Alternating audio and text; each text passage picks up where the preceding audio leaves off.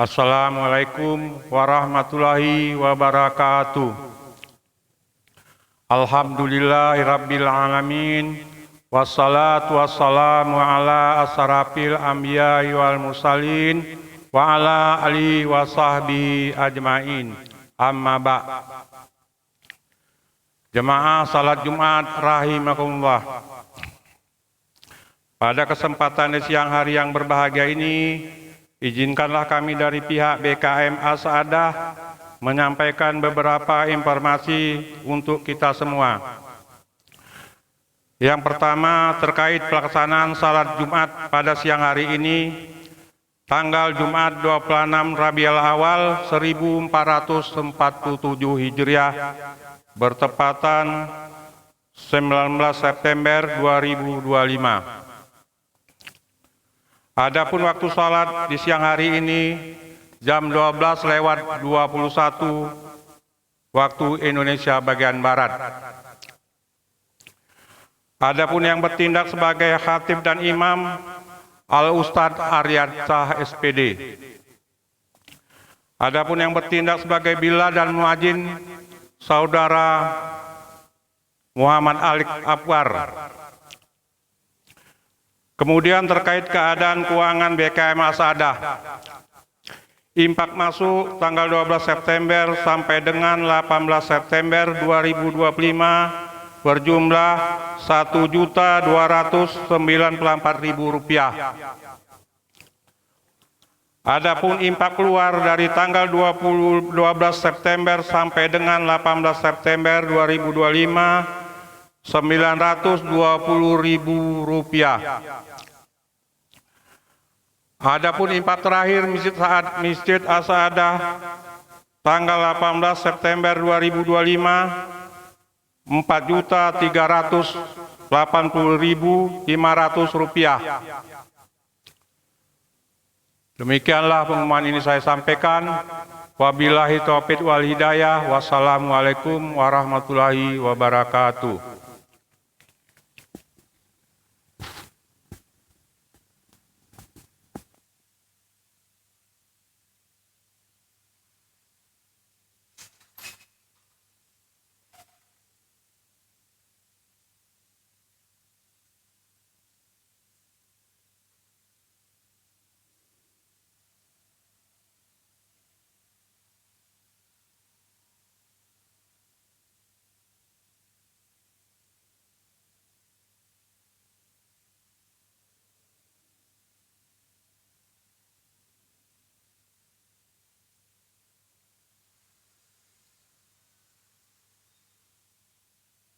أعوذ بالله من الشيطان الرجيم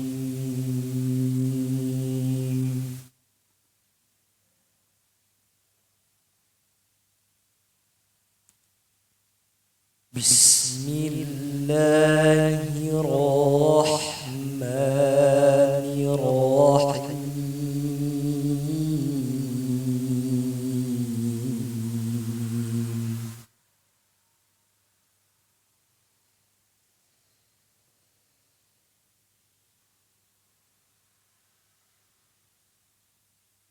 يا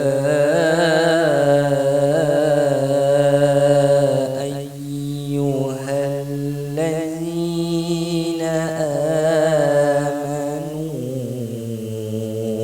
إذا نودي للصلاة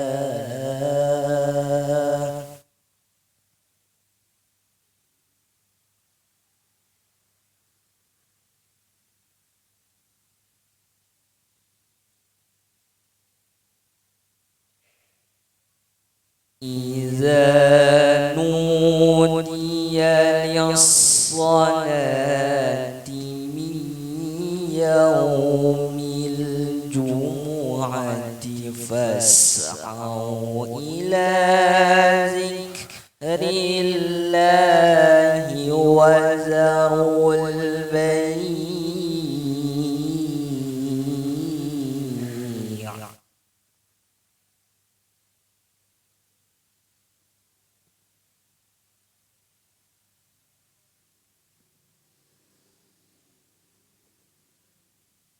ذلكم خير لكم إن كنتم تعلمون.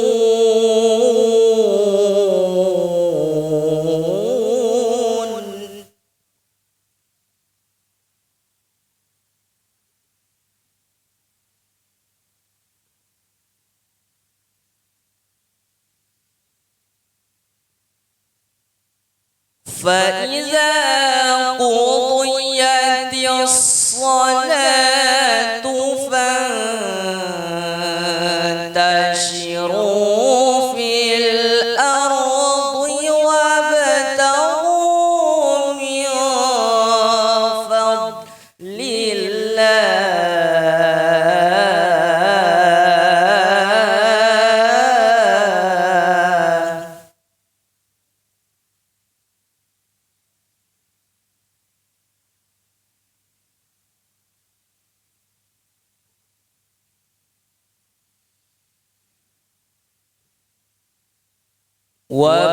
وابتغوا من فضل الله واذكروا الله كثيرا لعلكم تفلحون.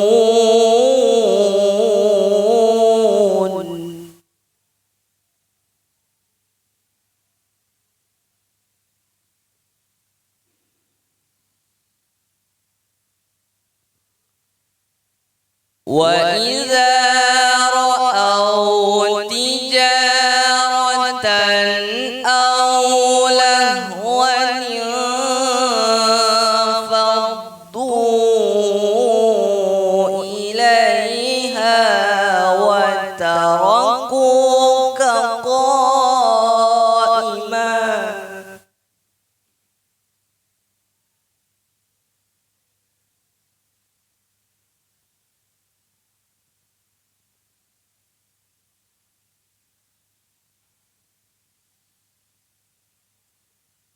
قل ما عند الله خير من اللهو ومن التجارة.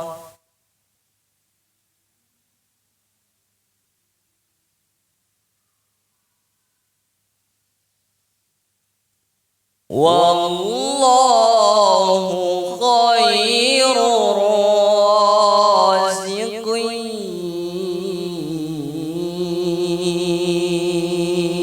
الرازقين. صدق الله العظيم.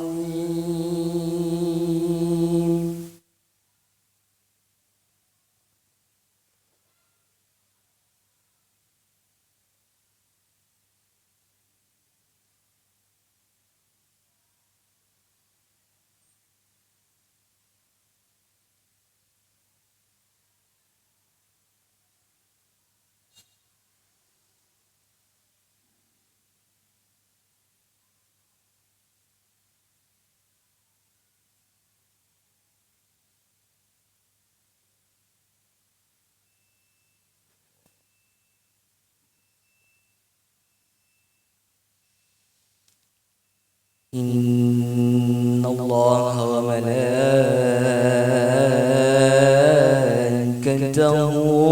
يصلون على النبي يا أيها الذين آمنوا صلوا عليه وسلموا تسليما.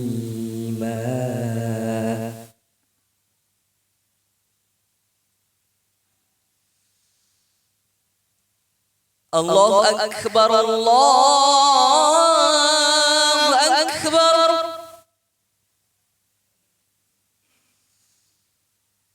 الله أكبر الله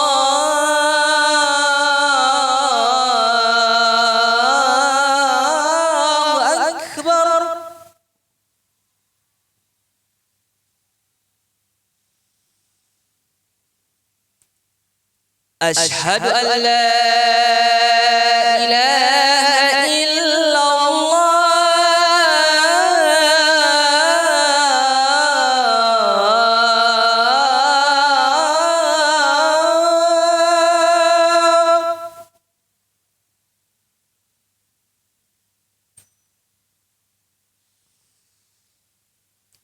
أشهد أن لا إله إلا الله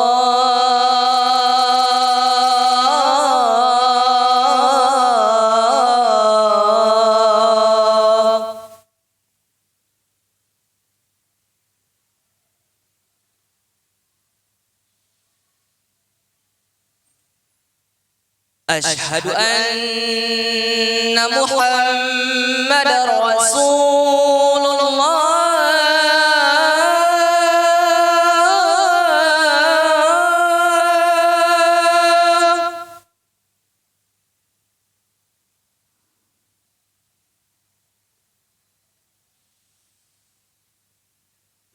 أشهد أن محمد رسول الله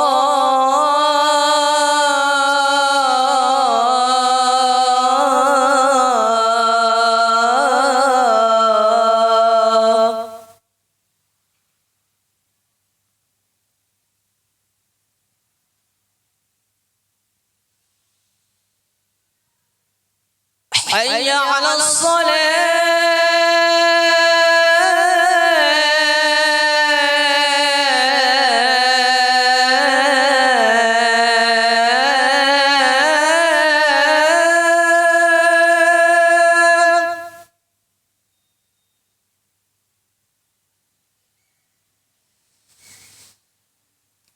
حي على الصلاة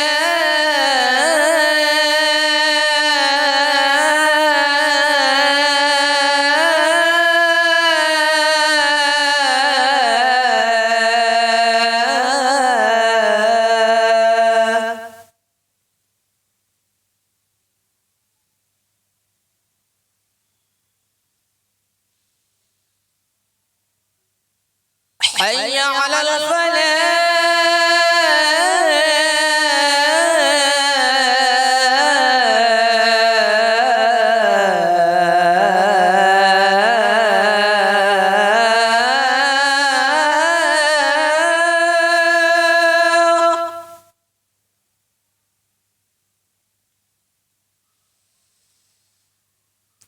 حي على الفلاح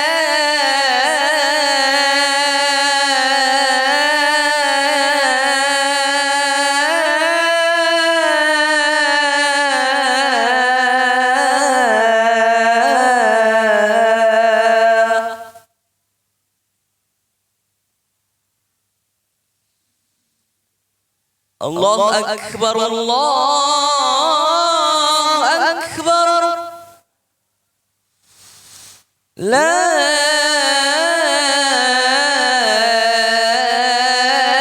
إله إلا الله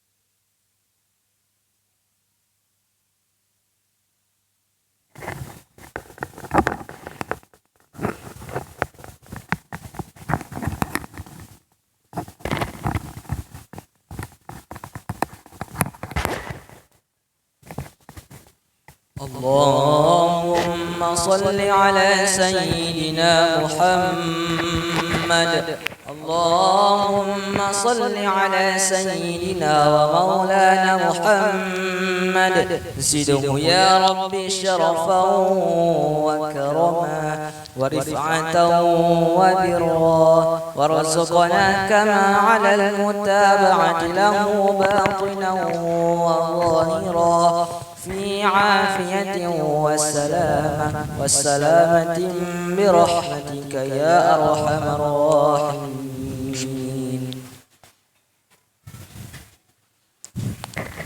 السلام عليكم ورحمة الله وبركاته. الله أكبر الله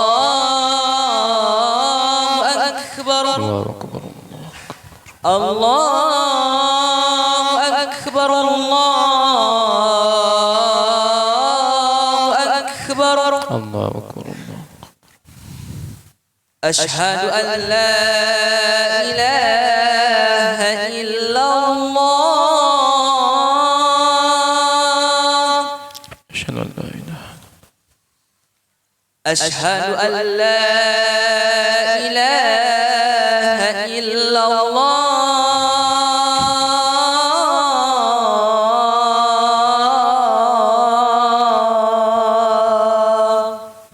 أشهد أن لا.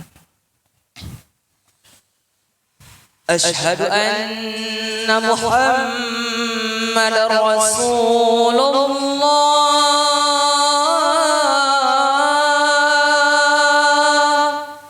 أشهد أن محمد رسول الله. أشهد أن محمد رسول الله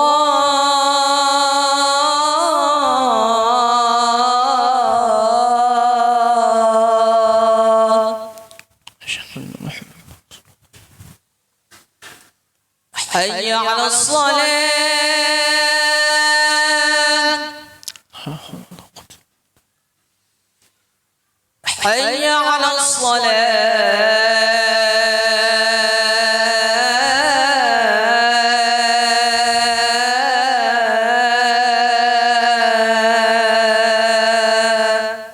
لا حول ولا قوة. حي على الفلاح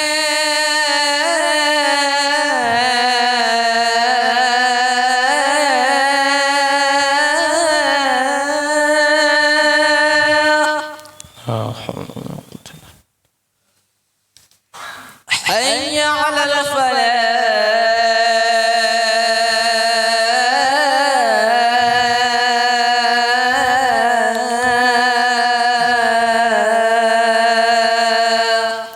لا حول ولا قوة إلا بالله. الله أكبر الله أكبر الله أكبر. لا إله إلا الله لا إله إلا محمد رسول الله صلى الله عليه وسلم. بسم الله.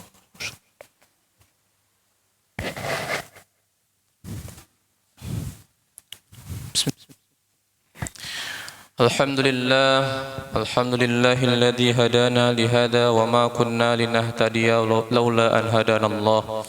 أشهد أن لا إله إلا الله وحده لا شريك له وأشهد أن سيدنا محمدا عبده ورسوله الذي لا نبي بعده. اللهم صل وسلم وبارك على سيدنا محمد وعلى آله وصحبه أجمعين.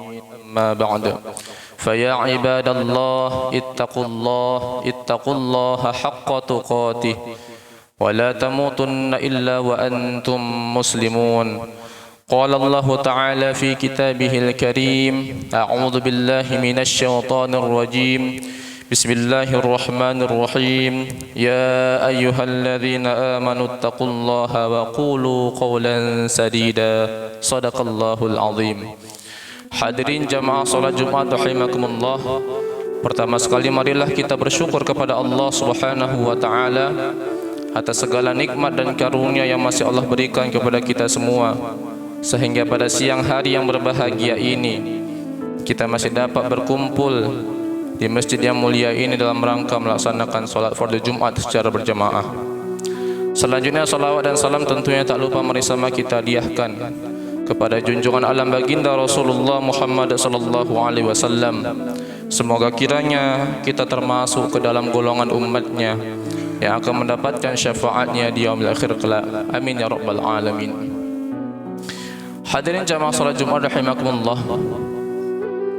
Satu waktu ketika para sahabat berkumpul di Masjid Nabawi, Nabi Muhammad SAW kemudian berkata kepada mereka, "Al-yawma yatla'a 'alaikum rajulun min ahlil jannah." Wahai para sahabat, perhatikan nanti di pintu masjid ada orang yang mana ia itu adalah ahli surga. Nanti akan datang masuk ke Masjid Nabawi yang mana dia adalah penduduk surga. Lalu karena dikatakan seperti itu, para sahabat matanya semua tertuju kepada pintu masjid menunggu siapa orang yang masuk, karena dia dikatakan oleh Nabi sebagai penduduk surga. Lalu ternyata yang masuk adalah orang yang tidak banyak dikenal oleh para sahabat. Dia orang yang biasa-biasa saja, bukan orang yang terpandang, bukan orang yang punya jabatan. Kemudian ia masuk ke masjid dengan muka dan jenggot yang masih basah karena sebab wudhu. Lalu masuk dan melaksanakan sholat berjamaah dengan yang lain. Di hari kedua, Nabi pun mengatakan hal yang sama. Nanti akan datang dari pintu masjid orang ahli surga. Ternyata yang datang dia juga. Yang datang di hari pertama, dia juga yang datang di hari kedua yang disebut oleh Nabi Muhammad sebagai penduduk surga. Hari ketiga Nabi pun mengatakan demikian, dan yang masuk pun orang yang sama. Lalu karena sudah 3 hari dikatakan sebagai penduduk surga, sebagai penghuni surga, salah seorang sahabat Abdullah bin Amr bin As menemui dan mendatanginya, lalu mengatakan, "Wahai Tuan, saya sedang punya masalah di rumah. Sepertinya saya tidak akan dulu balik ke rumah karena saya punya masalah dengan ayah saya. Bolehkah kalau saya menginap di rumah Tuan selama 3 malam?" Begitu kata Abdullah bin Amr bin As kepada Tuan yang disebut sebagai ahli surga ini oleh Nabi Muhammad SAW. Lalu Tuan tersebut mengatakan, "Ya silakan menginap di rumahku sampai masalahmu sudah selesai."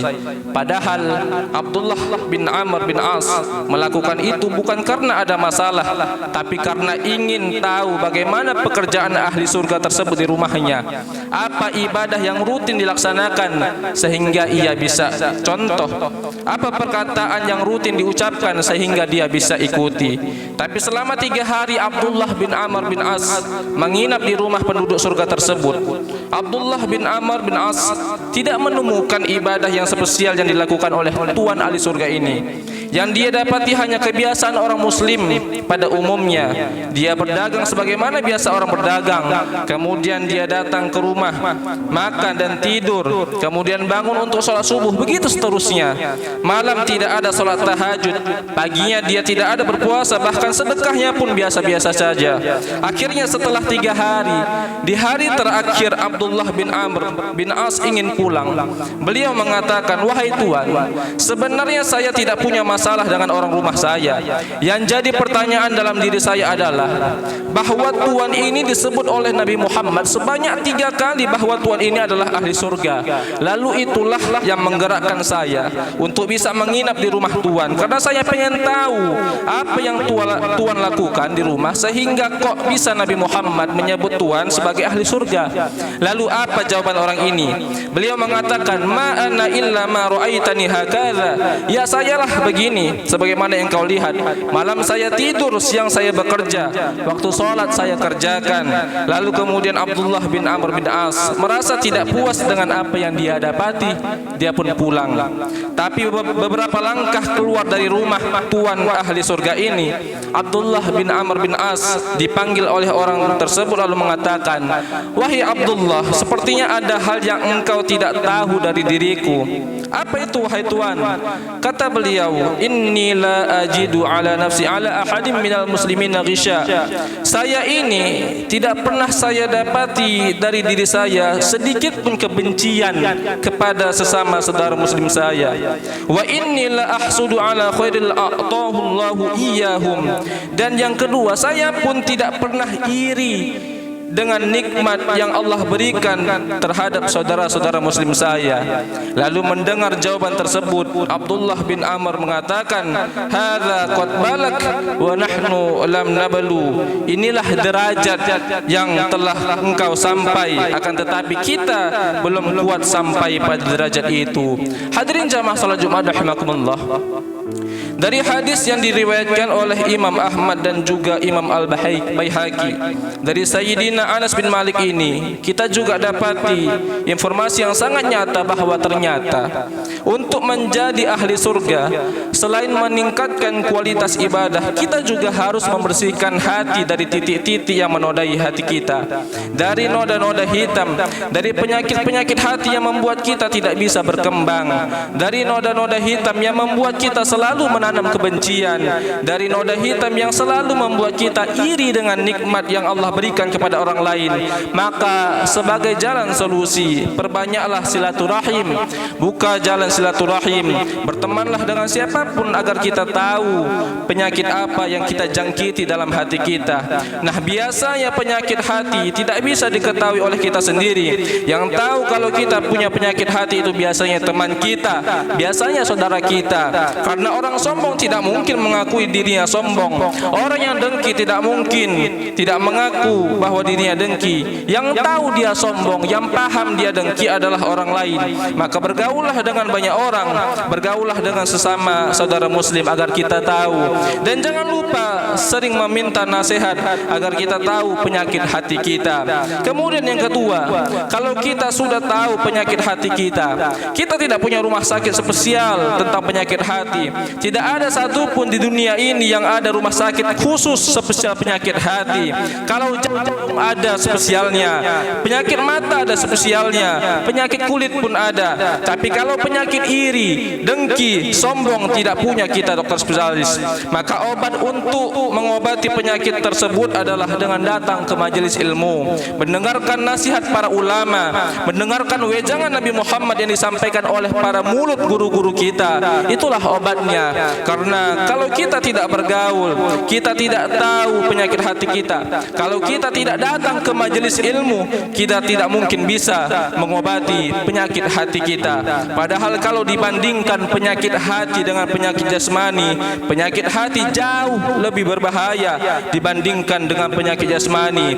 Penyakit jasmani punya kerugian di dunia saja, akan tetapi penyakit hati kerugiannya dunia dan akhirat. Dalam arti yang sederhana, orang kalau punya penyakit jantung, orang kalau punya penyakit mata katarak, ujungnya buta. Di dunia saja dia buta, tapi di akhirat tidak pernah ada disebutkan dalam hadis itu bahwa buta salah satu penyebab orang masuk neraka. Tidak pernah disebutkan ada seperti itu.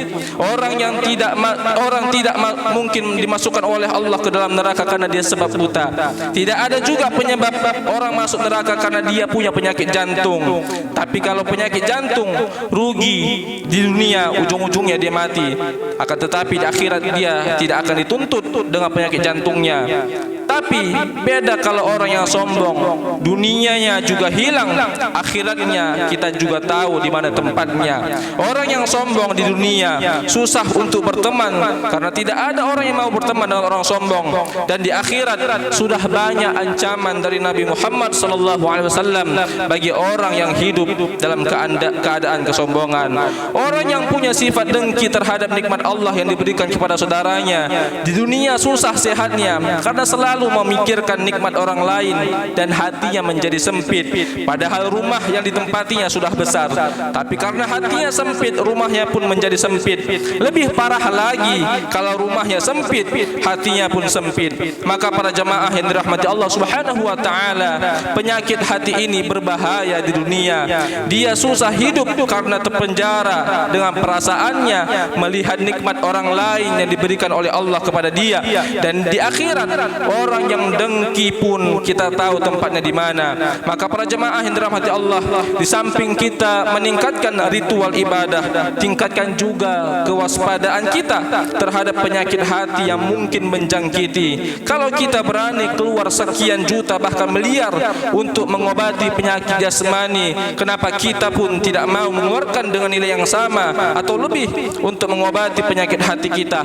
Bahkan dalam sebuah hadis Rasulullah SAW mengatakan, innallaha la yanzuru illa ajsamikum. Allah tidak pernah melihat bagaimana bentuk wajah kalian, Allah tidak melihat bagaimana ketampanan kalian, walakinnallaha yanzuru ila qulubikum. Akan tetapi Allah melihat ke dalam hati-hati kita. Maka perbaikilah hati, karena kalau hati kita sudah baik, insyaallah akan keluar dari tubuh kita perkataan dan perilaku yang baik. Barakallahu li wa lakum fil Qur'anil azim, wa nafa'ani wa iyyakum bima fihi minal ayati wa dzikril hakim, wa taqabbala minni wa minkum tilawatahu innahu huwas samiul alim. Aqulu qawli hadza fastaghfirullahal azim li wa lakum wa lisairil muslimina wal muslimat wal mu'minina wal mu'minat, faya fawzal mustaghfirin wa ya najatat taibin.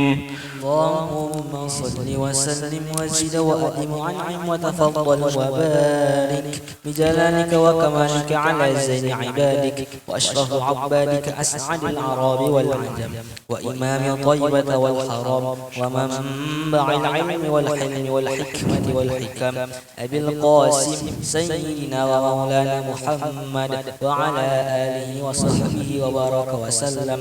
رضي الله تبارك وتعالى عن كل الصحابة رسول الله أجمعين. بسم الله الرحمن الرحيم. الحمد لله وكفى وأصلي وأسلم على سيدنا محمد المصطفى وعلى آله وأصحابه أهل الوفا. أشهد أن لا إله إلا الله وحده لا شريك له، وأشهد أن سيدنا محمدا عبده ورسوله الذي لا نبي بعده. اللهم صل وسلم على سيدنا محمد وعلى آله وأصحابه ومن تبعهم بإحسان إلى يوم القيامة. أما بعد، فيا أيها الناس أوصيكم ونفسي بتقوى الله فقد فاز المتقون. فقال الله تعالى: إن الله وملائكته يصلون على النبي يا أيها الذين آمنوا صلوا عليه وسلموا تسليما. اللهم صل على سيدنا محمد وعلى آل سيدنا محمد كما صليت وسلمت وباركت على سيدنا إبراهيم وعلى آل سيدنا إبراهيم في العالمين إنك حميد مجيد.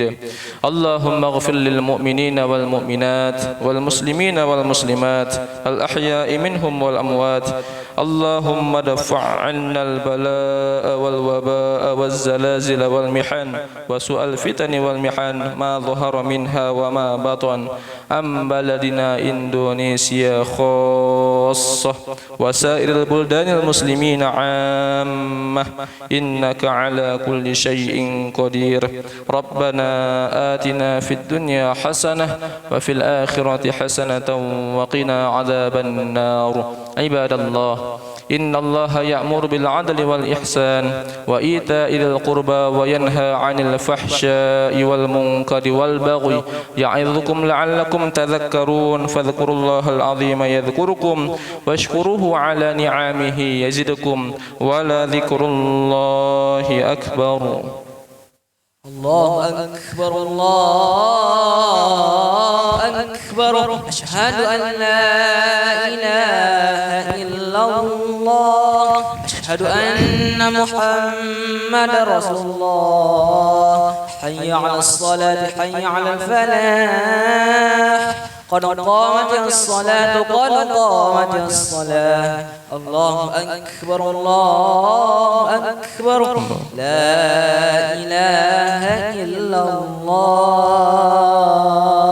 لا إله إلا محمد رسول الله صلى الله عليه وسلم. Sawu sufufakum rahimakumullah. Shaf, rapatkan dan luruskan.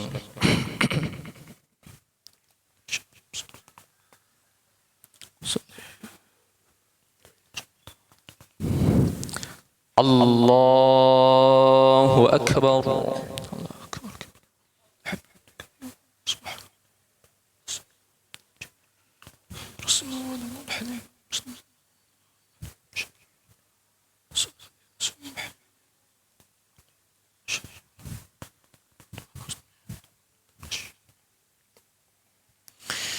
بسم الله الرحمن الرحيم. الحمد لله رب العالمين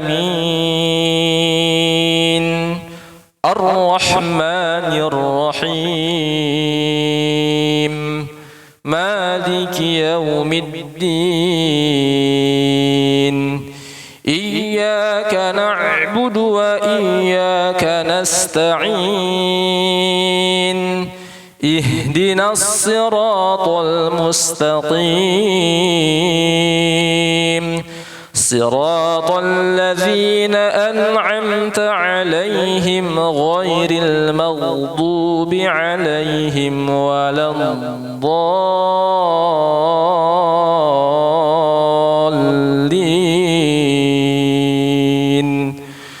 آمين.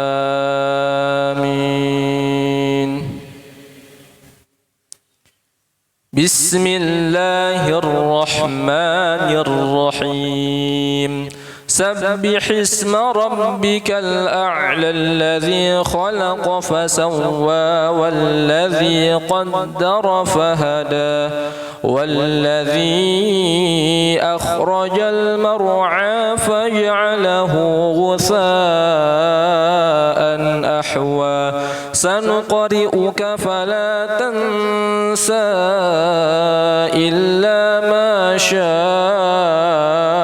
الله إنه يعلم الجهر وما يخفى ونيسرك لليسرى فذكر إن نفعت الذكرى سيذكر من يخشى ويتجنبها الأشقى الذي يصلى النار الكبرى ثم لا يموت فيها ولا يحيا قد أفلح من تزكى وذكر اسم ربه فصلى بل تؤثرون الحياة الدنيا والآخرة خير وأبقى إن هذا لفي الصحف الأولى صحف إبراهيم وموسى.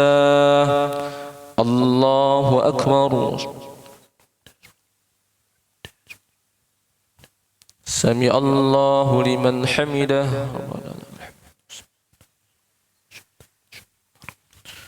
الله أكبر.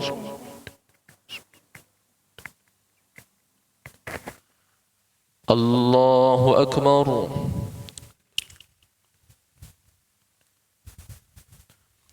الله أكبر.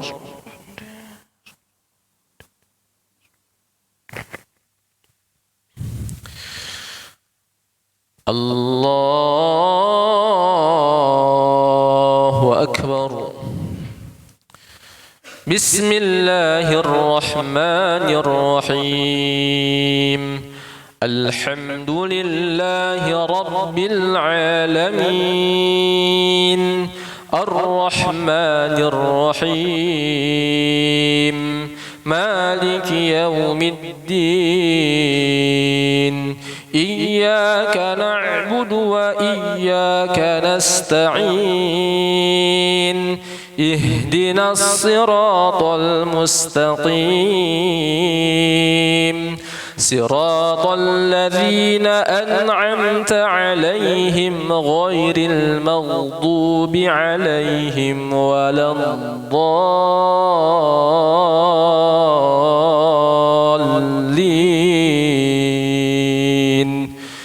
آمين.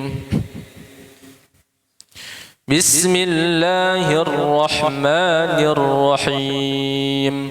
هل أتاك حديث الغاشية وجوه يومئذ خاشعة عاملة ناصبة تصلى نارا حامية تسقى من عين آنية ليس لهم طعام إلا من ضريع لا يسمن ولا يغني من جوع وجوه يومئذ ناعمة لسعيها راضية في جنة عالية لا تسمع فيها لاغية فيها عين جارية فيها سرر مرفوعة وأكواب موضوعة ونمارق مصفوفة وزرابي مبثوثة أفلا ينظرون إلى الإبل كيف خلقت وإلى السماء كيف رفعت وإلى الجبال كيف نصبت وإلى الأرض كيف سطحت فذكر إنما أنت مذكر لست عليهم بمسيطر إلا من تولى وكفر فيعذبه الله العذاب الأكبر إن إلينا إيابهم ثم إن علينا حسابهم الله أكبر سمع الله لمن حمده ربنا الله أكبر الله أكبر الله أكبر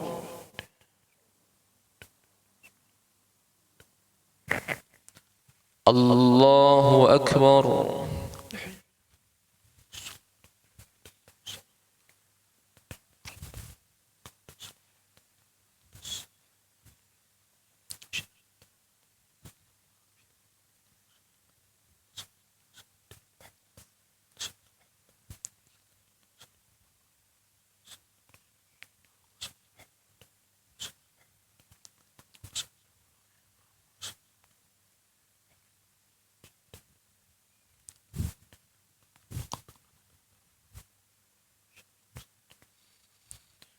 السلام عليكم ورحمة الله السلام عليكم ورحمة الله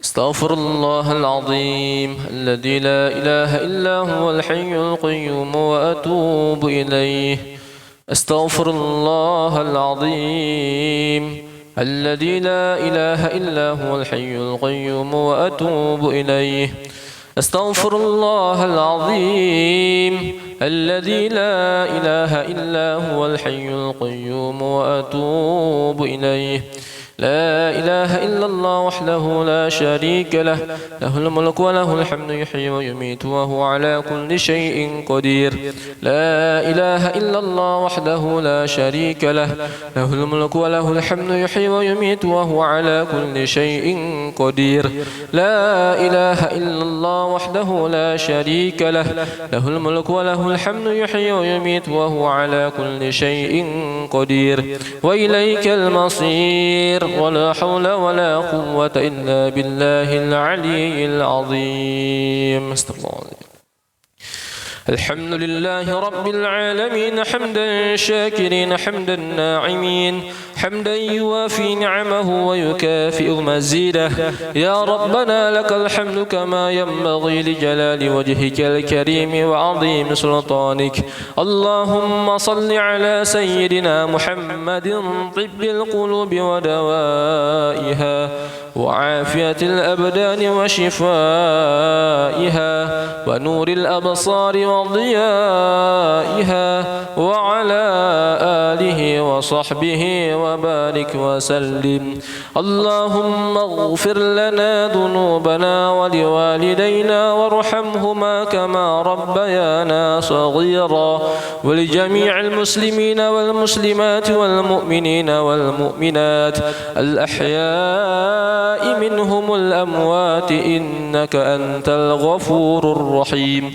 اللهم أعنا على ذكرك وشكرك وحسن عبادتك. اللهم يا مقلب القلوب ثبت قلوبنا على دينك وعلى طاعتك. اللهم إنا نسألك رضاك والجنة ونعوذ بك من سخطك والنار. ربنا لا تزغ قلوبنا بعد إذ هديتنا وهب لنا من لدنك رحمة إنك أنت الوهاب. ربنا ظلمنا أنفسنا وإن لم تغفر لنا وترحمنا لنكونن من الخاسرين. ربنا آتنا في الدنيا حسنة وفي الآخرة حسنة وقنا عذاب النار. وصلى الله على سيدنا محمد وعلى آله وصحبه أجمعين. سبحان ربك رب العزة عما يصفون وسلام على المرسلين والحمد لله رب العالمين. أشهد أن لا إله إلا الله. اللهم صل على محمد يا رب صل عليه وسلم. اللهم صل على يا رب صل عليه وسلم.